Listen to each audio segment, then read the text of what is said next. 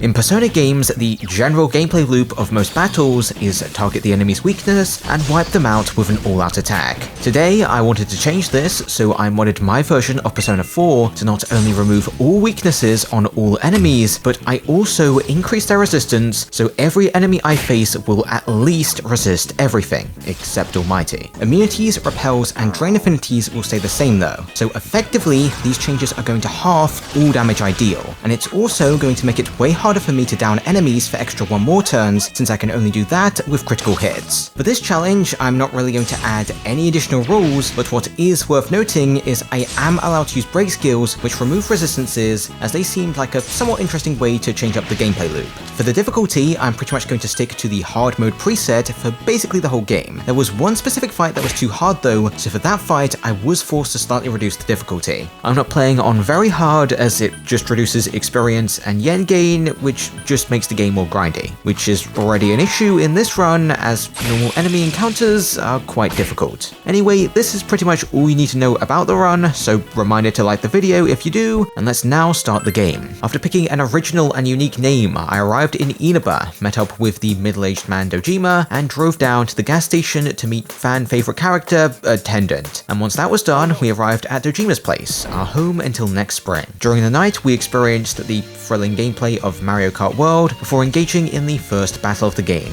which doesn't matter and ends after a few turns of me hitting them. Upon waking up, it was time to get directed to school by our cousin Nanako, Google her age for a joke. Anyway, after passing by this guy who I do not like, we arrived at school, got introduced to our class, and became acquainted with Chie, Yukiko, and bleak-looking student. On the way home, we heard about a dead body and discovered who it was later on TV. Tomorrow, we headed off to Junes, met Saki, and heard of the Midnight Channel, a mysterious TV show that occurs on rainy nights. So we check it out and discover that we can go inside the TV, a fact that we later discuss with Yosuke and Chie. Together we agreed to head to Junes to test if we can actually go inside the TV, which we proved to be correct, and then somehow we all fall in the TV and find ourselves at a mysterious studio. After finding a freaky room, we made a mistake of finding a mysterious bear who tells us someone's been throwing people inside the TV and then helps us leave the TV world. On the next day, we learn that Saki had died and Yosuke suspects the TV world may have something to do with it, so we headed back inside the TV.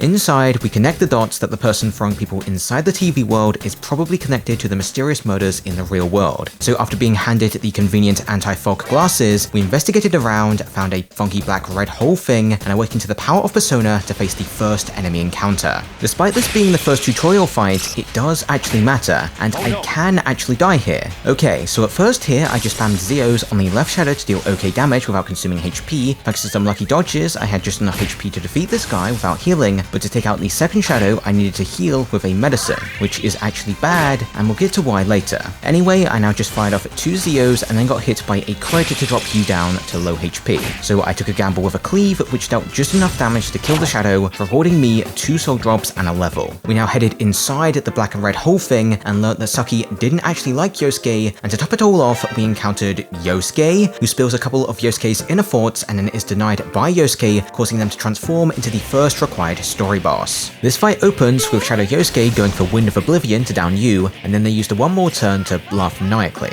Okay, on Yu's turn, my best bet is to go for Cleave since it deals the most damage. Because I can't strike this boss's weakness, their AI is actually going to act differently compared to normal, as they are going to follow a completely predictable attack pattern of basic attack, then power charge, and finally they'll use another basic attack. This pattern will repeat, so unlike a normal run, Shadow Yosuke will never actually go for Wind of Oblivion. Anyway, I found this fight to be really hard, because this boss is really durable, and at this point in the game, I'm limited on how much HP I can recover since I only have 3 medicine, one of which I already used on the previous encounter. My first attempt here got the boss down to around half HP, and then just died because I had no other way to restore my HP. By the way, losing here sends me all the way back to this cutscene, so every time I reset, I have to watch like 2 minutes of fast-forwarded cutscenes before getting to any of the battles. Yeah, so I have to replay this first battle again, and what's worth noting here is if I get lucky enough on this battle, and also employ some slight strategy changes, I can defeat these 2 shadows without having to use a medicine, which is vital to make the Shadow Yosuke battle actually doable, as to win, I'm going to need all the HP recovery I can get. Speaking of that, after a couple of attempts against Shadow Yosuke, I managed to figure out a small AI exploit that I could use to not have have to heal as often. This exploit directly relates to his attack pattern of basic attack, power charge, and charged basic attack. So what I found here is Shadow Yosuke is programmed to not kill you with the first basic attack in the attack pattern. If he will or comes close to killing, he just laughs maniacally. So I can get a free turn here to attack or buff defense, and next turn I can heal on the power charge turn, then defend to minimize damage from the charged basic attack. Those are basically the main optimizations I made for this fight, and after about 10 hours of resets, I got this good run going. Obviously, I went into the fight with free medicine and got a few fortunate dodges. The attempt overall was going very well. However, even with all of my optimizations and a very lucky run, on this attempt I only managed to get Shadow Yosuke down to like 15% max HP, and with no resources remaining, I just died.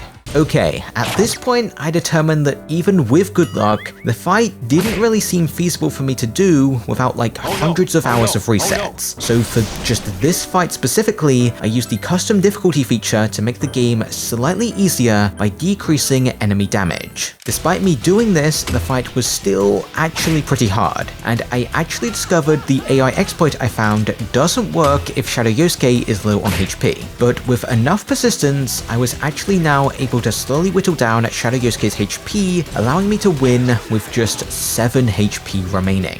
With the battle finished, Yosuke now accepts his shadow to obtain his persona, and following this we learn that if the fog lifts in the TV world, the shadows go berserk, which seems to be the cause of the past 2 murder victims. And as a group we come up with the idea that if we can rescue people in the TV world before the fog clears, we may be able to save them. We now left the TV world for now, and nothing important really happened until midnight, where we spot a new figure on the Midnight channel. Tomorrow, after unlocking our first social link, Chie identifies this figure as Yukiko, and on the next day we hear about her disappearance at the police station, suggesting she will be the next murder victim, so we had to prepare to explore the TV world to find her. After I made a few purchases of some small armor upgrades and a couple healing items, I headed immediately inside the TV to look for Yukiko. In this place, I entered battle against the first enemy I found, and they just killed me. My damage was not nearly high enough to take 3 enemies at once, which is one of the main challenges I faced in this run, as in the early game it's just really hard to safely defeat regular enemies. So naturally, the safest strat I found was to just ignore most enemies and run away. Additionally, because I can't exploit enemy weaknesses, when I do actually fight enemies, it's far harder for me to trigger shuffle time for the plethora of extra bonuses it grants, meaning basically the entire gaining experience and yen part of the game is far more annoying in this run. Fortunately, after getting good RNG to win a couple fights, I eventually stabilized a little, as I found the Slime persona, which resists physical. All shadows on the first floor of Yukiko's castle exclusively use physical attacks, so this helped a lot and made it possible for me to somewhat reliably take them out, by primarily sticking to using physical attacks, as they generally deal more damage than magical ones, and they also have a chance to crit for the only way I'm going to get extra turns with 1-mores. Once both you and Yosuke reached level 6, I climbed up to floor 2 to face the first boss fight here against Shadow Chie.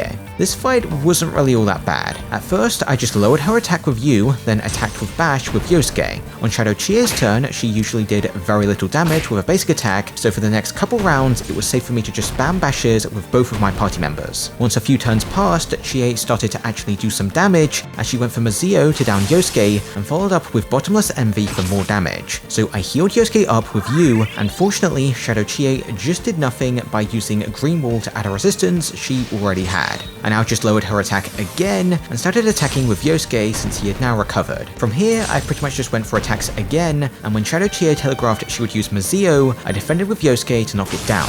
Anyway, from this point onward, I'd say this fight was just a battle of endurance. Shadow Chie doesn't really have any moves that deal particularly high damage, so as long as her attack is down, I don't really have to worry about dying. And with Yosuke's healing magic, I can quite comfortably keep my team on a safe amount of HP. Since I have a couple soul drops in my inventory, I don't have to worry about running out of SP too, so from here it wasn't too hard to bring Shadow Chie down. Chie now gets her persona, and after that we unlock the full social link and have to leave the TV to rest. Tomorrow I unlocked the Chie social link, and now the tutorial is officially over, so I can spend my time however I wish. Before heading back into the TV world, I started the Marie and Co social links and studied during the evening. With the yen I picked up from my prior visit into the TV, I purchased a large amount of ice cubes, a 50 flat damage item, which I expected to be quite good on boss fights, as 50 flat damage is more damage than I can currently do with any of my Persona abilities. Since I was now adequately prepared, I just headed straight into the TV to get Yukiko's castle done in good time.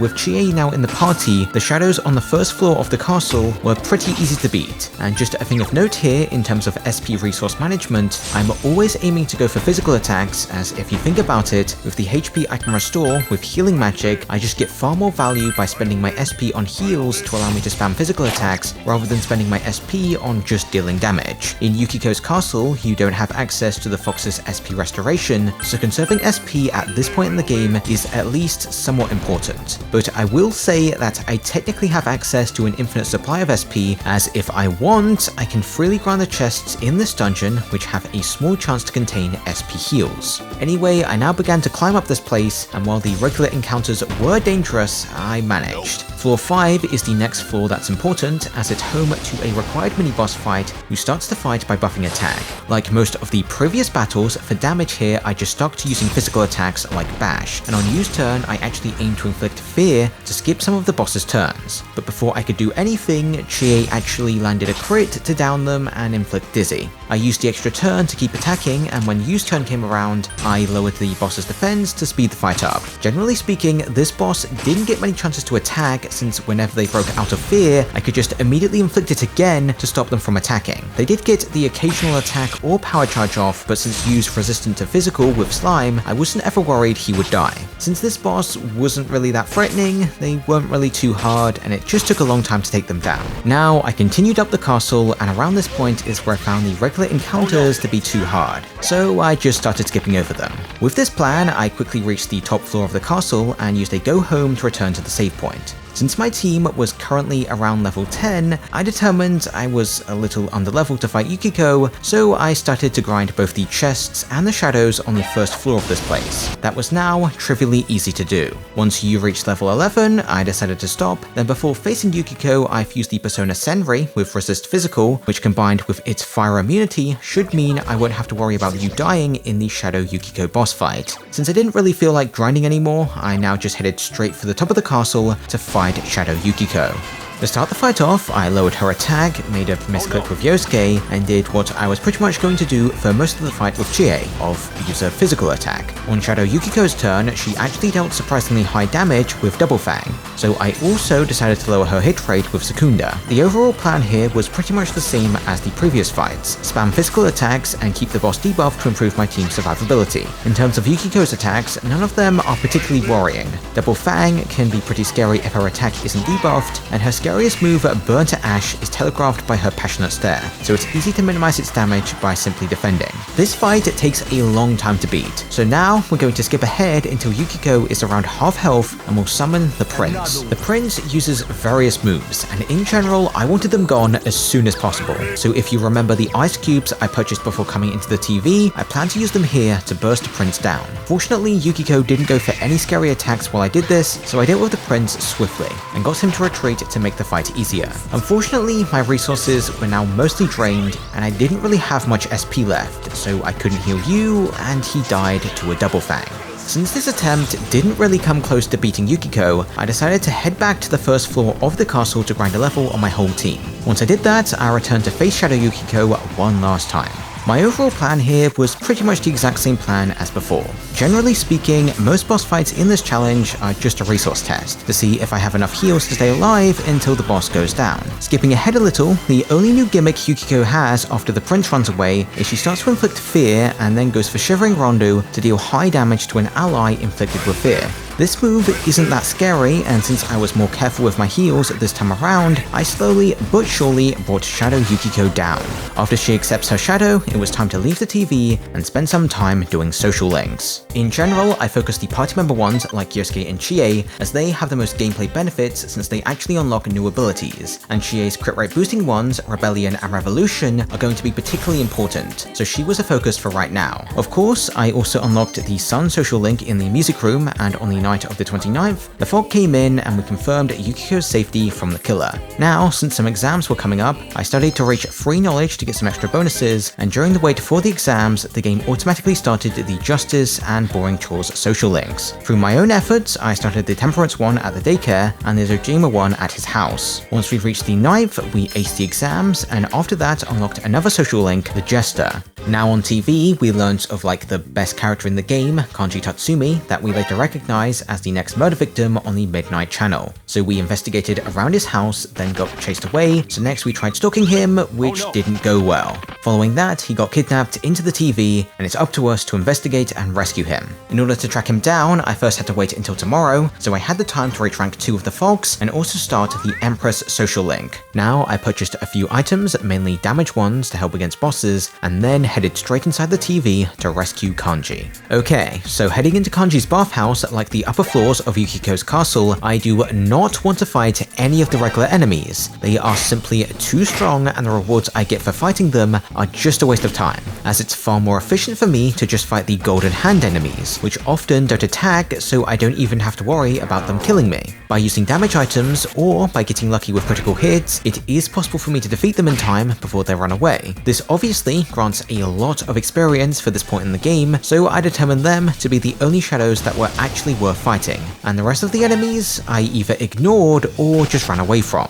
With this plan, I found it pretty easy to climb up to the 7th floor, where I faced the only required mini-boss here. This guy is relatively easy. He has a completely predictable attack pattern of Power Charge, Rebellion, Tarokasha, then Single Shot. This single shot is obviously scary, but as long as you was on a physically resistant persona, there wasn't really any chance I could game over here, and any of my allies that die I can easily revive with revival beads that I have quite a lot of from my chest grinding in the previous dungeon. In terms of my damage output, it wasn't great, but here I did implement a new strategy to deal a little more damage than before, by using Yu's turn to fire break the boss, which effectively doubled the damage of Yukiko's RGs, that I made even stronger by also buffing her attack with Chie's Tarokasha. This combined with other debuffs turned her into a pretty good damage option, so it didn't really take too long for me to defeat this mini-boss. From this point, the dungeon was pretty much just a clear sprint to the end. But obviously, before I encountered Shadow Kanji, I headed back to the first couple floors to grind. The objective I had here was to just have enough yen to use the Fox to restore my SP, and I also wanted some SP heals from the chests. As I expected, the next boss fight would take a long time to take down, so I wanted some backup SP heals for when my SP eventually ran low.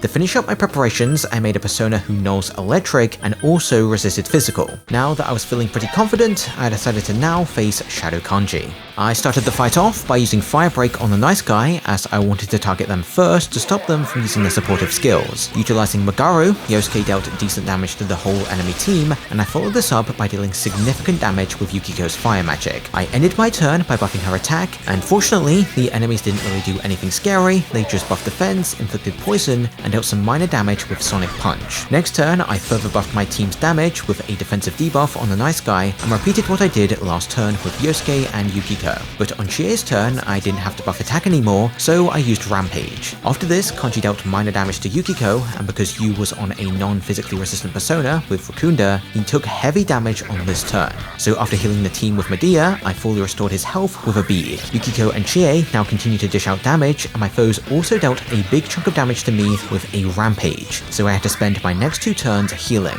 and I used Chie and Yukiko's turns to attack, and they almost brought the nice guy down this turn. Since the enemies didn't deal much damage on their turns, I could now safely take out the nice guy with Magaru. From this point onward, the fight got a lot easier, since there wasn't an enemy around to buff the other two's attack, so generally speaking, you can't really die now, so there was no immediate risk of a game over. My other characters could still die though, especially if Kanji inflicted rage or used the particularly dangerous Swift Strikes.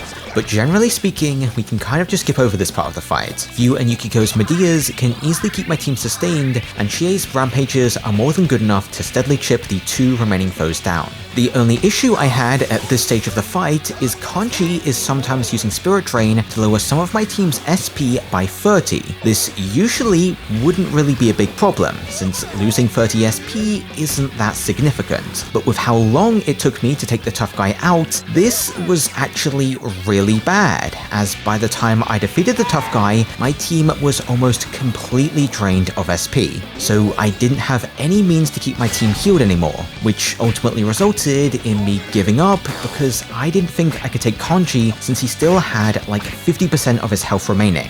This single attempt took like 50 minutes by the way, so I was pretty sad I died here. The solution to make sure this didn't happen again was for me to just grind chests for more SP heals. I can easily do this by heading to the first floor of the bathhouse, and if I don't immediately see a chest in front of me, I will leave and return to the main room. When I find a chest directly in front of the entrance, I'm going to open it, then return to the changing room, and since I haven't left the dungeon, the layout of the first floor will stay the same, so I can easily grind this single chest for all the SP items I need, assuming I don't misclick. Anyway, since I now had some more SP heals, I headed back to the Kanji boss fight. The first half or so of the fight played out pretty much the exact same way as last time, so I'm going to just skip ahead until the tough guy has been defeated. Like before, the SP on most of my characters is now very low, but since this time I had a snuff soul, I could restore you up to a reasonable amount of SP to survive the rest of the fight, which is now actually going to change little, as Kanji is now going to start going for Frantic Spark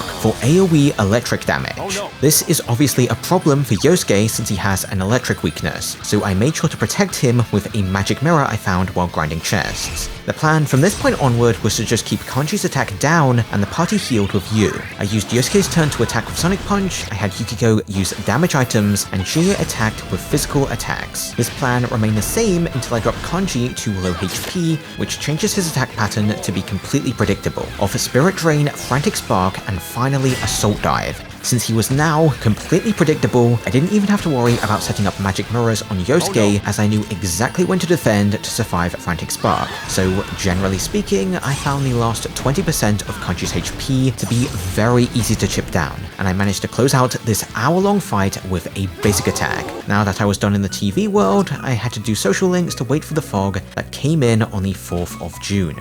During this period, I unlocked the garden, which doesn't really matter for right now, but once I reach late June, I will be aiming to farm Barrier Corn, which provides items that apply Tetrakarn and Makarakarn, which against certain bosses can be exceptionally useful. In terms of social links, I progressed the Strength one far enough to be introduced to Ai, and I managed to reach rank 4 with Yukiko for the pretty good ability Divine Grace, which boosts healing magic's effect by 50%. In this run, most battles end up being battles of endurance, so any increase in my team's sustainability is very good. Anyway, we now reached the 4th of June, the fog came in, and we prevented the killer from killing Kanji. On the next day, I ranked Chie up to rank 6, which is very important as the general gameplay loop in dungeons in this run revolves around me farming golden hand shadows, which I can only beat in time if I score some lucky crits. Revolution makes this far easier to do as it offers a bigger crit rate boost compared to Revolution, from a 7% extra crit rate up to 15%, and it also affects the whole party, so it makes it way easier for me to beat those shadows. Tomorrow,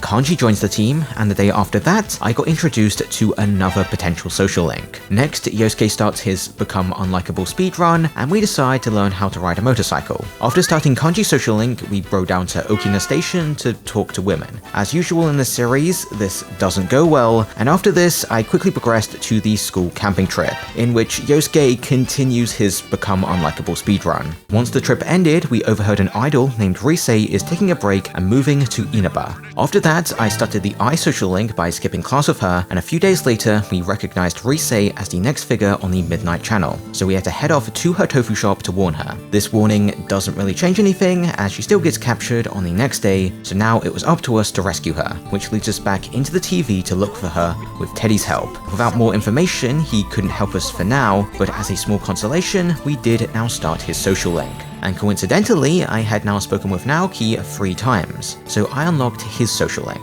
Following this, I headed immediately inside the TV to look for Rise.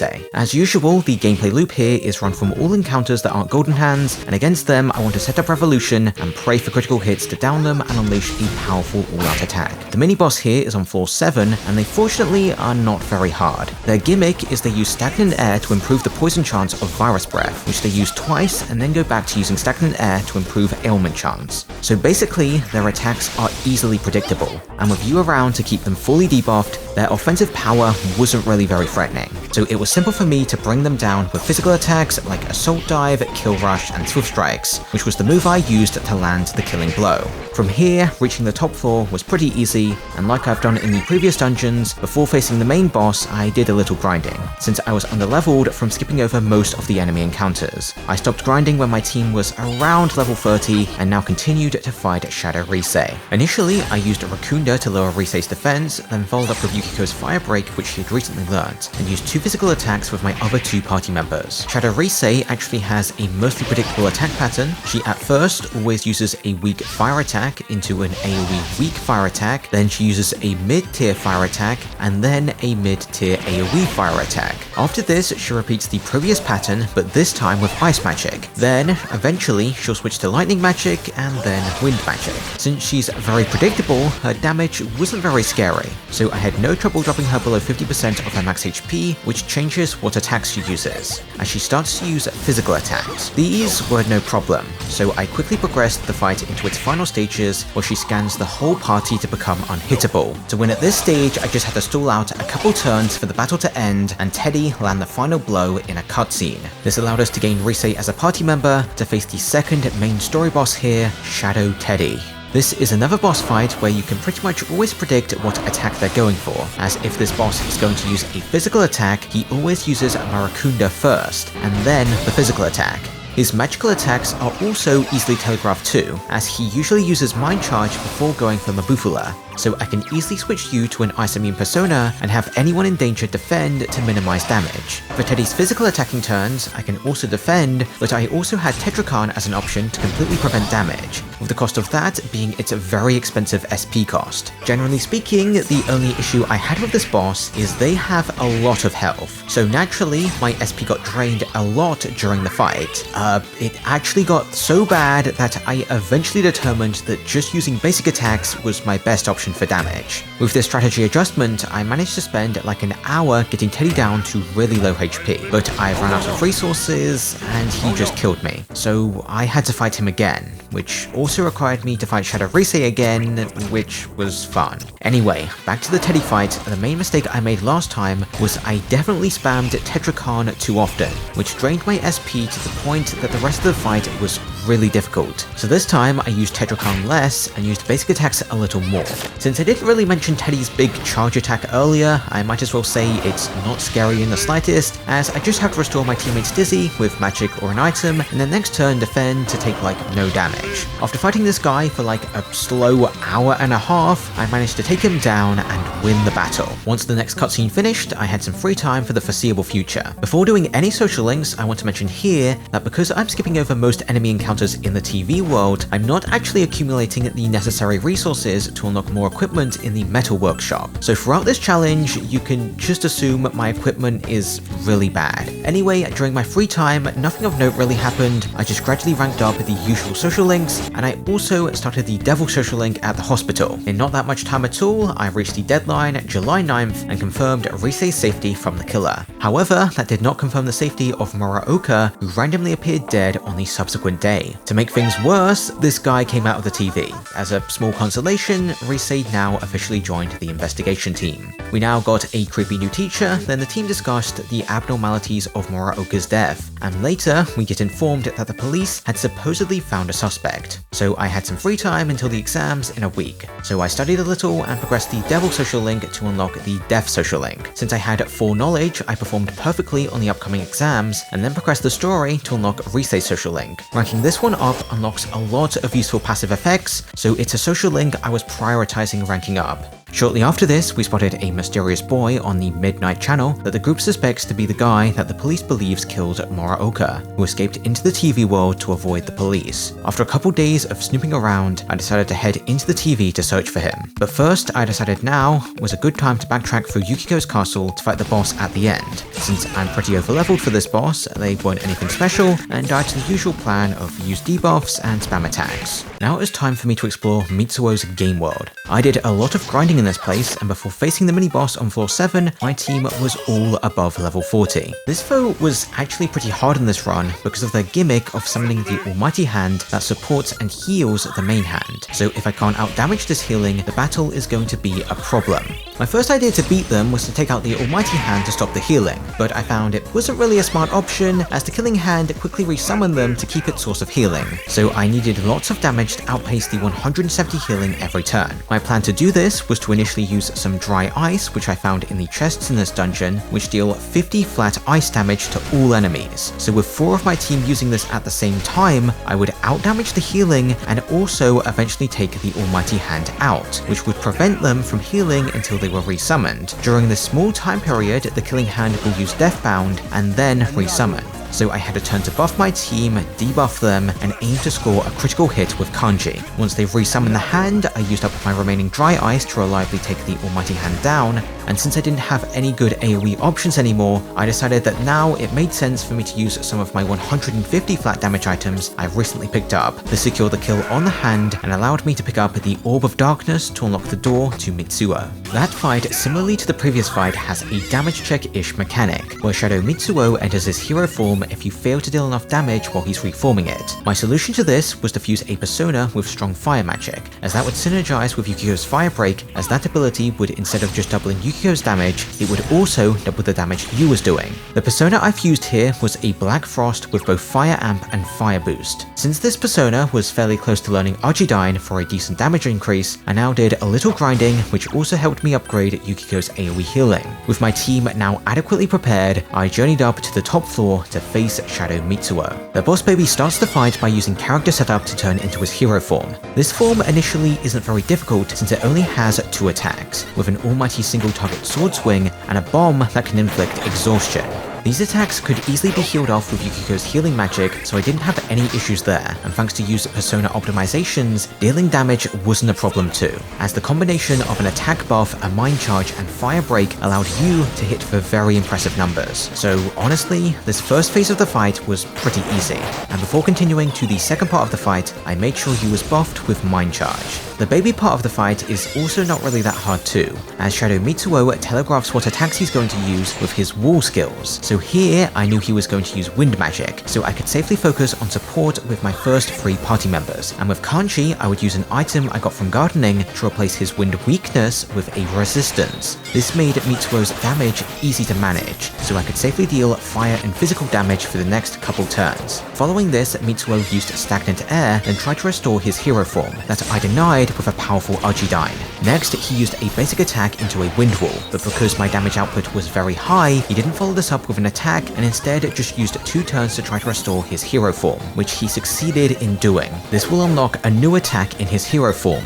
Gigadyne, an AoE almighty move, which is actually a little scary, so I decided to use a diamond shield to buff my team's defense, which allowed Yu to continuously fire off mind-charged Argidynes, which swiftly brought Mitsuo's hero form down. In his baby form, he used White Wall to telegraph he's going for ice moves, so along with the usual debuffs, I used a White Paprika to remove Yukiko's weakness. The rest of the fight from this point onward is pretty straightforward, so after calling the police, it was time to make Nanako an omelette and then continue doing social links until the 12th of August, which concludes the Mitsuo arc. This leads into a celebration with Dojima, then a few days later a trip to a summer festival, and next another trip, this time to the beach. Summer break then concluded with a trip to a firework festival. We next returned to school and the Naoto arc began as they joined Yasogami. On the 8th we had the school trip to Persona 3 World where we had all the funky callbacks and they even play the Triple Brown song. The trip concludes with everyone pretending to be drunk, and upon our return to Inaba, I ranked up Dojima's social link where he talks about celebrating the special day of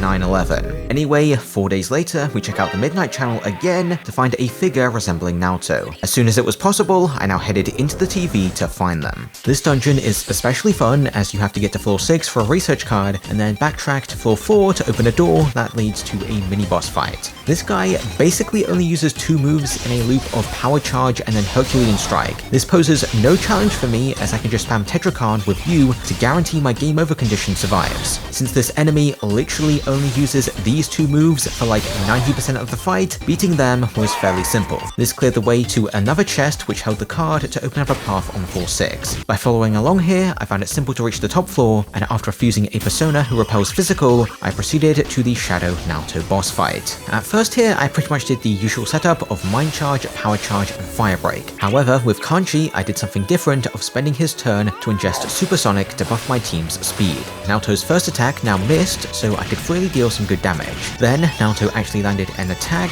which didn't really do much, and they used the one more turn to get rid of my supersonic buffs, which I just immediately applied again, while they just used a basic attack. The next couple turns were now fairly unnoteworthy, but the fight got a little more interesting when Naoto used Element Zero to remove my team's resistances. To make sure you didn't die, I used a magic mirror on him, which didn't matter as Naoto's target was Kanji, who got dropped to 1 HP. So I used a magic mirror on him and managed to repel 2 hits of Magarudyne back for solid damage. After I healed Kanji up, Naoto used Magarudyne again, and it did actually manage to down him. With the one more turn, Naoto used Heat Riser, so I had to respond with a Purifying Water to remove the buffs. To end this turn, I set up a magic mirror on Kanji, which didn't do anything for Naoto's next attack, but for the attack after that, it completely swung the fight in my favor, as Kanji repelled Mute Ray to silence Naoto, reducing their damage output to 0 for the next couple turns, so I could safely go for an all-out offensive, which allowed me to secure the kill before they got a chance to attack again. With Naoto saved, I returned to the real world and waited for the fog to roll in by doing social links. I don't really think it's necessary to explain this part of the game that much anymore, so I'm just going to skip ahead until October 5th, where Naoto's safety was confirmed. Tomorrow we had a conversation with her, resulting in her joining the investigation team, and next up we had practice for our band performance on the 10th. Following on, we could now start the Naoto social link, which is quite useful as it nets the Invigorate line of skills for more SP restoration, along with Mind Charge for more magical damage. A week later, we had the cultural festival, the beauty pageant, and a trip to the hot springs. The slice of life section of the game could conclude with us wasting our time on Halloween with Yosuke. Finally, the story could resume on the 5th of November as we received a threatening note in the mail, which Dojima catches sight of and writes us down to the police station for questioning. So we tell him the truth and don't stick our hand in the nearby TV as proof because we're really smart. Dojima now leaves the room, we see a short conversation between Yosuke, Nanako, and Teddy, and then see Nanako on the Midnight Channel. Most of the investigation team now shows up at the police station to tell us Nanako has disappeared, causing Dojima to chase the supposed culprit, a delivery driver. Unfortunately, he gets injured in a car crash, and the driver escapes into the TV world with Nanako. After promising Dojima will save Nanako, we had until the fog came in to save her. Immediately, I ranked up the fogs, then picked up a few items in the item store, then headed immediately inside the TV to backtrack through the Naoto dungeon to fight the boss at the end. This guy exclusively uses physical attacks with powerful God's Hands and Virus Waves, so they are very easy to cheese with a Tetragon effect to repel their attacks back for massive damage. Overall, this guy was very easy, and defeating them rewarded me a very useful weapon for Naoto that boosts all stats. Now I decided to start progressing through Heaven. Nothing here is very interesting, so I'm going to skip ahead to the mini-boss on floor 7. This boss has Mind Charge and 4 heavy-tier magic spells. Despite their large variety of attacks, I didn't really have any trouble with them. I just set up Fire Break and Mataro Kaja and pretty much just blasted them with Archidines until they died. This cleared the way up to floor 8, then 9, and finally 10. Before facing the first of the Persona 4 final bosses, I fused a Persona with Makarakan since you can repel back a lot of damage on the next boss when they use Quad Converge. With my preparations complete, I headed back to floor 10 to confront Namatame, which leads to the battle against Kunino Sagiri. My plan for damage on this guy was pretty much the same as it always is, except Naoto is usually going to use Almighty Magic to not deal resisted damage. This boss's attacks initially are fairly strong and can hit weaknesses. Fortunately, this time they just used a one more turn to remove my buffs. That wasn't very scary since I could just heal and reapply my buffs on my party's turn. This turn by turn back and forth continued for a while, but eventually I started to use Makarakan with You, which got Kunino Sagiri stuck in a loop of using Makara Break and Spirit Leech. This attack pattern continued until I dealt enough damage to move the fight onto the next phase, where they start to use Quad Converge to significantly amplify certain elemental damage types. This damage amplification is actually pretty scary, but with repelling magic you can use it to your advantage, which in my case was easily my highest source of damage. What's worth noting here is I can actually use break skills to double the repel damage ideal, which allowed me to repel back 1000 damage on one of my turns. So as you can imagine, I sped my way through this fight pretty quickly. Before I could kill Kunino Sagiri, they used Control, which like the previous times they used it, wasn't scary at all, and you easily survived until the team broke free of the manipulation. Now from here, I just spammed Archidines until I won. With Nanako rescued, we now return to Junes, but unfortunately, Nanako had to go to the hospital since she mysteriously got sick from being in the TV too long. After telling Dojima the news, I spent the next 2 weeks or so doing social links, waiting for the fog on the 20th, which this time didn't seem to clear away the day after. In better news, Namatame admitted he was guilty, and Adachi even told us we were free to visit Nanako today. At the hospital, the doctor told us more about her condition, which was a complete mystery. The scene is now concluded by Adachi talking about the rumors relating to the fog being dangerous. But for now, that didn't matter as we had to wait for the next set of exams. What's cool about this part of the game is the fog can make some social links pretty funny. Anyway, once the exam period ended, it was time for a dramatic turn in the story, where the group is kind of dumb, then they try to find a kotatsu for Nanako, and then hear over the phone that Nanako's condition has got worse. So they rush to her hospital room. This scene leads to Nanako's totally real death. In response, the entire group now rushes down to the room Namatame was being held, and they shoved him into the TV to kill him. After this, we finally hear some good news and skip ahead to late March, where it was time to leave Inaba and get the first of the Persona 4 endings. Anyway, after reloading a save, this time I didn't shove Namatame into the TV, and for some reason, this is the key to bring Nanako back to life. Anyway, Teddy has now disappeared, which is a good thing. The team, now through some discussion, comes to the conclusion that Namatame's involvement in the first 2 murders seems unlikely, and given his choice of words being save for the cases we know he was involved with, leads the team to doubt Namatame's intent was to kill, and there might be a separate culprit responsible for the first 2 murders. So they decide to sneak into his room for some questioning, which leads the group to the definitive conclusion that Namatame did not commit the first 2 murders, and for the later kidnapping cases, his intentions were not to murder, but to save his victims by hiding them in the TV, as he assumed the investigation team's rescue efforts were his own. We now returned home and followed up by investigating around. After eating, it was time to step outside and use all the clues available to determine the culprit was Adachi, who I'm going to protect to get the second Persona 4 ending, where we skip ahead to late March and have a final confrontation with Adachi before we leave Inaba. This conversation ultimately builds to us burning a piece of evidence that loosely points to him being the culprit, and by doing that, he happily gives us his phone number, we become his partner, and we complete the Adachi romance route. The credits now rolled, and it was time for me to reload my save. This time around, I didn't protect Adachi, and the team quickly questioned him at the hospital, causing him to run away in panic and escape into the TV. Rise alone was not able to track down his location, so unfortunately, Teddy had to return, and with his help, we found him in the room we found at the start of the game. Here, he monologues his evil schemes of shoving Yamano and Saki into the TV, and also he tells us how he convinced Namatame to shove people into the TV. He tops the conversation off by telling us the real world will soon merge with the TV world, which sets the deadline for this story arc. He now teleports away into a red hole, and the group decides to wait for later to chase after him.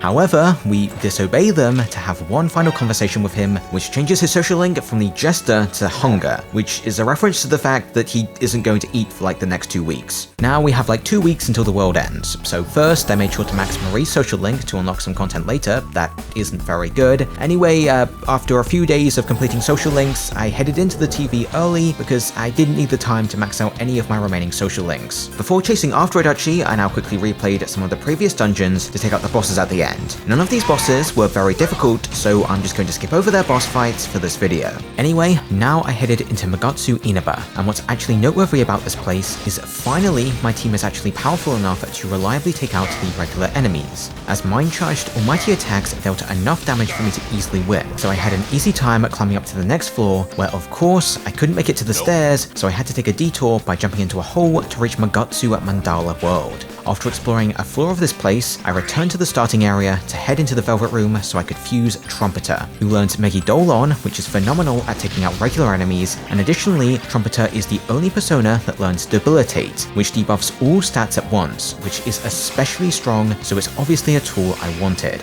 Anyway, I now continued through the dungeon, climbing up to floor 3, where we're faced with the challenge to avoid all enemy encounters if we want to proceed, which wasn't too hard to do. Then, floors 4 through 6 were not very noteworthy outside of the mini-boss fight at the end.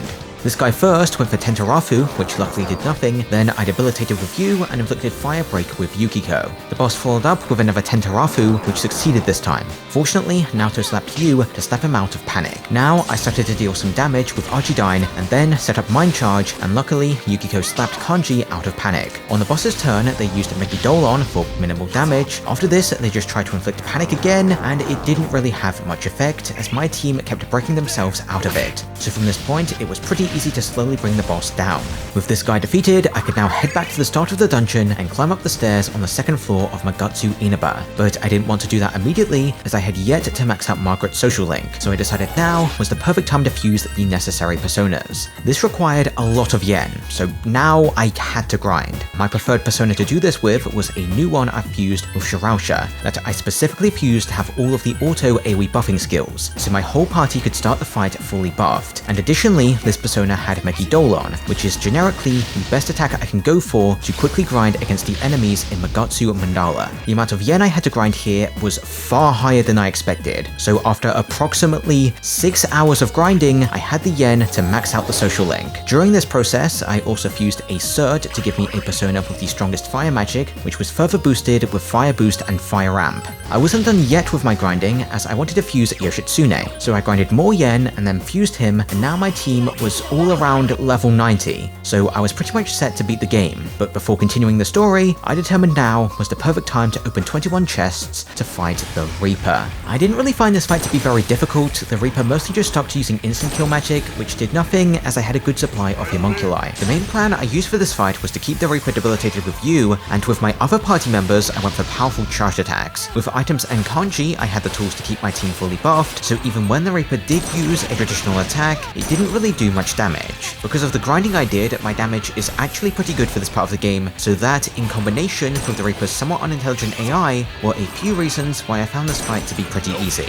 And once I ultimately defeated the Reaper, I was rewarded with a good sword for Yu. This was pretty much all I wanted to do in the TV world, so finally I decided to confront Adachi in the deepest part of Magatsu Inaba. Now, Naoto yaps, Adachi monologues, then Yukiko tells him he should kill himself, and soon after that, the boss fight begins. This battle is kinda pathetic. Adachi only gets one turn, and he isn't very smart. Like on the first round of combat, I used Debilitate with Yu and used 3 other abilities. Then in response, Adachi used Heat Riser, so with another Debilitate, I could keep him debuffed and start to deal damage. Adachi now did nothing, and the turn after that, he tried to go for Evil Smile, but Rise effectively negated its effects. By the time Adachi actually dealt damage to me with Vorpal Blade, he was already almost dead. So with a few more attacks, I defeated him. Now Adachi goes Evil Dark mode, and the new being introduces itself as Amano Sagiri, ruler of the fog. After a short monologue, it sets itself on fire and turns into a big eye disco ball thing, initiating the second of the Persona 4 final boss fights. This fight is much harder than the previous fight because they actually get 2 turns, so they are actually capable of doing decent damage. So I made sure to keep them debuffed with Use Debilitate, and I dealt damage with my other party members. Here we got reminded that this boss is in fact not very smart, and they followed up on this by doing no damage. Since Yukiko knows Salvation, the status effects aren't really ever going to be a problem now.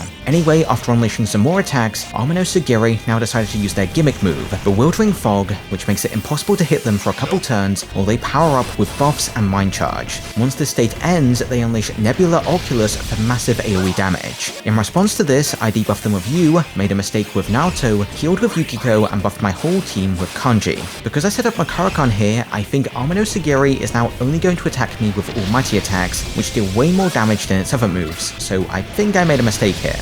Fortunately, Yu dodged, so he didn't activate his Endure, and with another Debilitate, Amano Sagiri's Almighty attacks were now far less scary, so I was free to attack for a couple turns until they used Bewildering Fog again. Like before, they used their 3 turns to buff, but this time the fog cleared before they attacked, so I got greedy and tried to end the battle before they attacked again, which didn't work, and Yu used his Endure to take their first attack. Unfortunately, Amano Sagiri's second move didn't do any damage. Finally, I could now finish the battle with Use Ragnarok. Amano Sugiri now says it will clear the fog and acknowledges human potential. The being now disappears, and after a short conversation with the currently injured Adachi, we left the TV and handed him over to the police and skipped ahead to Christmas Day, where the case seemed to be completely solved and Nanako had managed to recover. So it was time for a small celebration, and a little later we had another celebration around New Year's, which led to the 2nd of January, where we had to talk to all of our social links to give our New Year's greeting, with the most important one of them being Margaret, who tells us Marie has gone missing. She follows this up by telling us she can locate Marie for us, but she suspects finding her will potentially place us in danger. So we agree, and now we have to wait like a month for this choice to matter. Now it was time for us to get sick for a week, and then we had a month to finish all of the remaining social links, including new interactions with all the party member related ones to unlock their 3rd tier personas, offering somewhat strong ultimate abilities. This section of the game ends with the final exams, which leads into the skiing trip. Here we can witness the best line in the game, and on the day after we can pick a party member to ski together, which results in us getting lost in a snowstorm and having to take cover in a rundown house, where we eventually find a TV and get joined by the rest of the party and pulled into the TV by Margaret, who says Marie is in here, go find her. So on the evil date of February 13th, I headed inside the Hollow Forest. The gimmick with this dungeon is you lose SP whenever a battle ends, and this gimmick is basically pointless if you have Rise's social link maxed out, as she makes you recover 10% of your max SP after every combat. So even if my team's SP appeared to be low, it just immediately got restored, meaning I was basically free to use whatever move I wanted for the most part. The lose your equipment gimmick of the Hollow Forest also doesn't really make much of a difference, so yeah, progressing through this place was pretty simple. The first mini-boss I faced was the Gorgeous King, whose gimmick is he likes to summon shadows and use repelling magic and status effects. These summoned enemies were pretty easy to take out with AoE skills like Hasotobi, Burning Petals, and the especially effective Megidolon,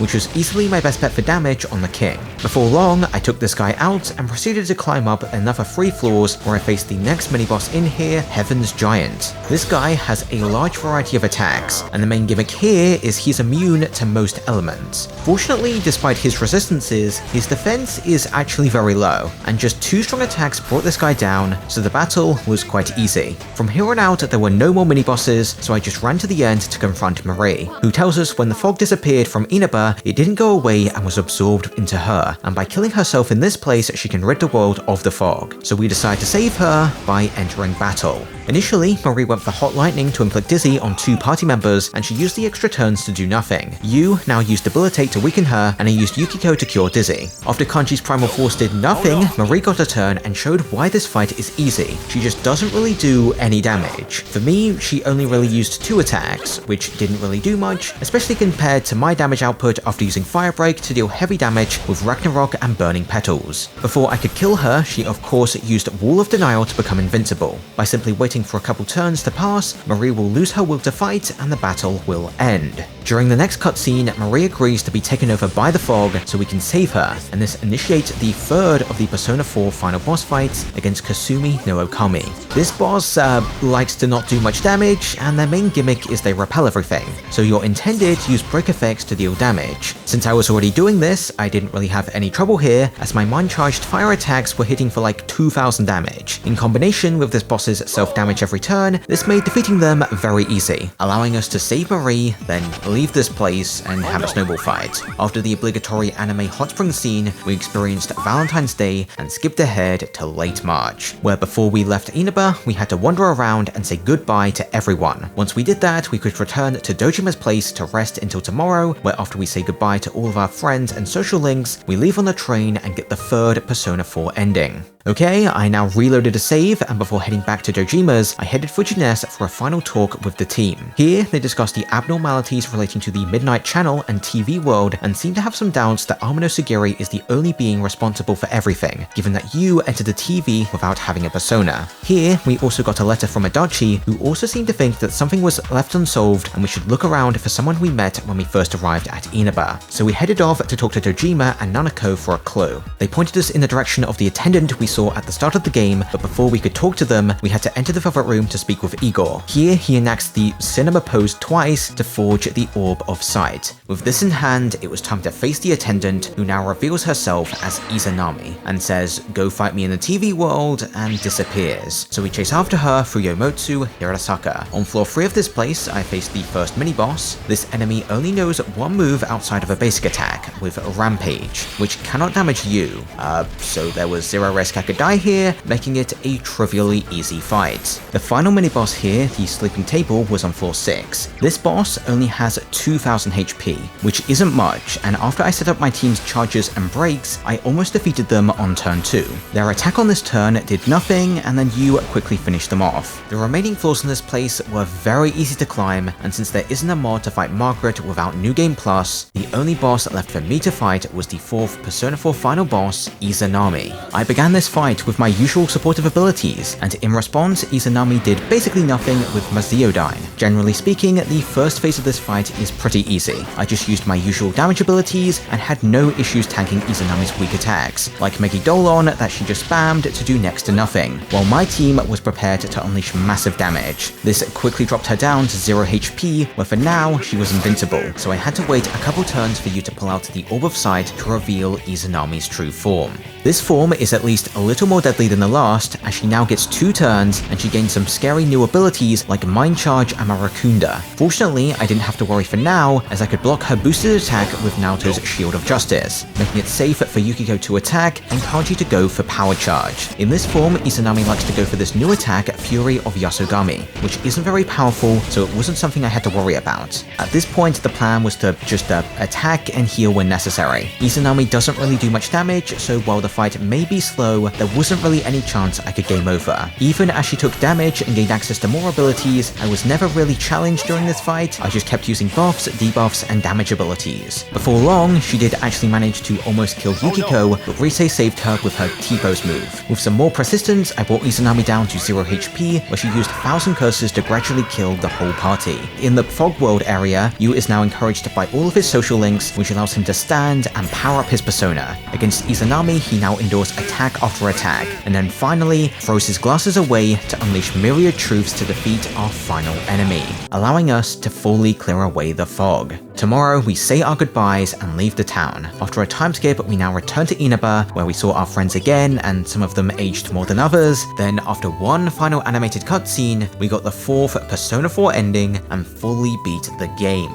To summarize my thoughts on this challenge, I didn't really like it that much. In fact, I originally started recording this challenge back in December of 2024, but because I found the early game to be kind of tedious, I ended up putting the game down just after I beat the mini-boss in Yukiko's dungeon. After like 9 months, I finally had the motivation to continue and clear the first dungeon. Then, I didn't feel like playing again, so I had another big break from the game, and I ended up recording the rest of the game in April of this year, 2026. I had a more enjoyable time around this point, as I figured out a reliable way to gain yen and experience, which was far more interesting than grinding the regular enemies on the first floor of Yukiko's castle. I think this allowed me to get at least some enjoyment out of the next couple dungeons, but I'd say around the Naoto arc, I kind of got bored with this challenge. The main reason for this is the game got far easier, and I also don't believe just increasing enemy durability makes for an interesting challenge for Persona games. From my experience, I believe the baseline difficulty for hard mode in these games is if you play well, you should never realistically game over. So if you just increase the durability of the enemies, they still can't kill you, and you typically just end up doing the same strat as before, just for a longer period of time, which in my opinion is pretty boring. In contrast, a challenge which increases the damage of the enemies or reduces the durability of the player, I feel like you actually have to think more about each fight, like what abilities you need, what resistances you might want, and important items, as if you make a mistake, you can just instantly die. Yeah, so this challenge isn't really something I want to do again. I mainly stuck with it because I got a lot of comments asking me to do a challenge similar to this. If you have any thoughts on what kind of challenges you prefer, it would be nice if you let me know in the comments, and